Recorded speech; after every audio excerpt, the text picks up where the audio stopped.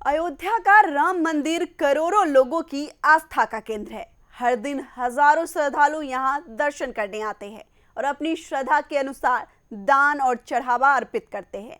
लेकिन हाल ही में सामने आए एक मामले ने न सिर्फ श्रद्धालुओं को चौंकाया है, बल्कि मंदिर की सुरक्षा व्यवस्था और पारदर्शिता पर भी बड़े सवाल खड़े कर दिए हैं। आखिर यह पूरा मामला क्या है, जांच में अब तक क्या क्या सामने आया है और इस विवाद को लेकर राजनीति क्यों तेज हो गई है, आइए पूरी कहानी समझते हैं। नमस्कार, आप देख रहे हैं यूपी की बात और मैं हूं कोमल तिवारी। राम मंदिर में आने वाले दान की गिनती एक तय प्रक्रिया के तहत की जाती है। दान पात्रों से निकली नकदी को सुरक्षित काउंटिंग सेंटर से गिना जाता है। इस प्रक्रिया में सीसीटीवी निगरानी, बैंक कर्मचारियों की मौजूदगी और निर्धारित रिकॉर्डिंग सिस्टम का इस्तेमाल किया जाता है। गिनती पूरी होने के बाद रकम बैंक में जमा कराई जाती है। यही वजह है कि जब चढ़ावे में कथित गड़बड़ी की खबर सामने आई तो इसने सभी को हैरान कर दिया। जांच एजेंसियों के अनुसार मार्च 2025 में नियुक्त कुछ कर्मचारियों पर आरोप है कि उन्होंने गिनती के दौरान पहले कम रकम निकालनी शुरू की। शुरुआती स्तर पर कथित तौर पर 1-2 नोट गायब किए गए ताकि किसी को शक ना हो। जब यह तरीका पकड़ा नहीं गया तो धीरे धीरे इसमें और लोग शामिल होते गए। जांच में दावा किया गया कि बाद में नोटों की गड्डियों तक में हेराफेरी की जाने लगी। हालांकि इन आरोपों की पुष्टि अंतिम जांच और न्याय प्रक्रिया के बाद ही होगी। पुलिस और एसआईटी की जांच के मुताबिक चोरी की रकम को सीधे बाहर ले जाने के बजाय अलग अलग स्थानों पर छिपाया जाता था और बाद में मौका मिलने पर बाहर निकाल दिया जाता था। सीसीटीवी फुटेज और अन्य साक्ष्यों के आधार पर कई कर्मचारियों से पूछताछ की गई। इसके बाद कई स्थानों पर छापेमारी भी हुई। जांच एजेंसियों का दावा है कि कुछ आरोपियों के पास से नकदी, संपत्ति से जुड़े दस्तावेज और अन्य सामान बरामद किए गए हैं। इन सारे सामान की जांच जारी है ताकि यह पता लगाया जा सके कि कथित तौर पर हेराफेरी की कई रकम का इस्तेमाल कहां और कैसे हुआ।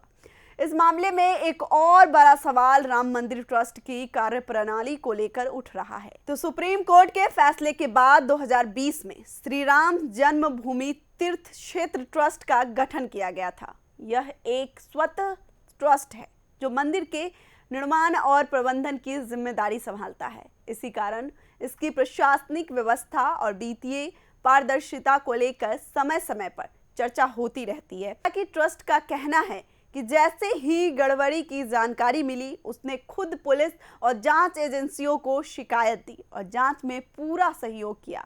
विवाद यहीं तक सीमित नहीं रहा। विपक्षी दलों ने इस मुद्दे को लेकर केंद्र और उत्तर प्रदेश सरकार में भी सवाल उठाए। समाजवादी पार्टी के अध्यक्ष अखिलेश यादव ने सोशल मीडिया के माध्यम से ट्रस्ट से जुड़े कुछ मामलों पर सवाल खड़े किए। वहीं आम आदमी पार्टी के सांसद संजय सिंह ने दावा किया कि उन्होंने कुछ जमीनों के दस्तावेज जांच एजेंसियों को सौंपे हैं और जमीन खरीद फरोख्त में अनियमितताओं की जांच की मांग की है। दूसरी ओर इन आरोपों पर ट्रस्ट और संबंधित पक्षों का कहना है कि जांच पूरी होने से पहले किसी निष्कर्ष पर पहुंचना उचित नहीं होगा। ट्रस्ट की पदाधिकारियों ने यह भी स्पष्ट किया कि सोने चांदी के आभूषण और अन्य बहुमूल्य चढ़ावे सुरक्षित है। उनके अनुसार मीडिया और सोशल मीडिया पर चल रही कई बातें तथ्यों से मेल तो नहीं खाते।